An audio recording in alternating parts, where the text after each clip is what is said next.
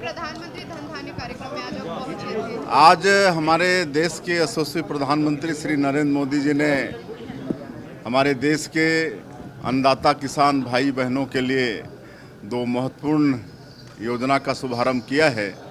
एक तो प्रधानमंत्री धन धान्य कृषि योजना और दूसरा दलहन आत्मनिर्भरता मिशन। और प्रधानमंत्री धन धान्य कृषि योजना एक करीब 30,000 करोड़ का है और दलहन आत्मनिर्भरता मिशन ये 11,000 करोड़ का है। कुल 41,000 करोड़ का ये दोनों योजना है और इसमें देश के 100 जिलों को चिन्हित किया गया है जहां अपेक्षाकृत औसत से कम अनाज का उत्पादन होता है और दलहन का उत्पादन होता है। और ऐसे क्षेत्रों में हर तरह से किसानों को सुविधा दी जाएगी, लोन वगैरह दी जाएगी, विशेष वहाँ पर प्रयास होगा।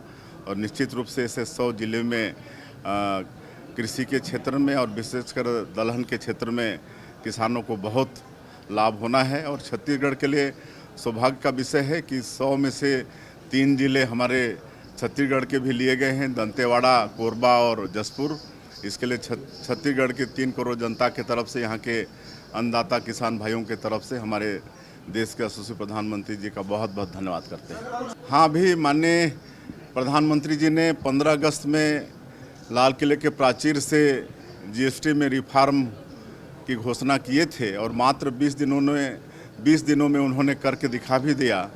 और ऐतिहासिक जीएसटी में रिफॉर्म हुआ है और जो 4 स्लैब थे जीएसटी के उसको घटाकर 2 स्लैब कर दिया गया है, 18% और 5%। और कई मतलब वो चीज़ों में 0% हो गया है, 5% भी था वो घट के 0% हो गया है।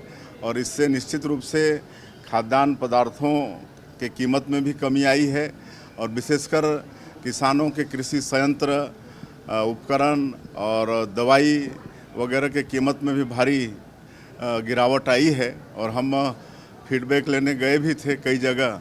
एक दिन हम ट्रैक्टर शोरूम में गए थे तो ट्रैक्टर में अलग अलग कंपनी, अलग अलग HP उसका जो पावर होता है, तो 40-45 हज़ार से लेकर 1 लाख तक कमी आई है कीमत में। हार्वेस्टर में 2-2 लाख तक कीमत में कमी आई है।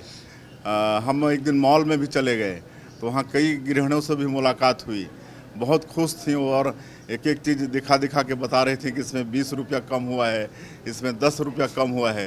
तो ऐतिहासिक निर्णय माननीय प्रधानमंत्री जी ने जीएसटी में रिफॉर्म लाके किया है। देखिए, थोड़ी प्रशासन में कसावट लाने के लिए और जिलावार वहाँ की स्थिति क्या है ये सब जानने के लिए हर सरकार में ये सब कॉन्फ्रेंस होता है।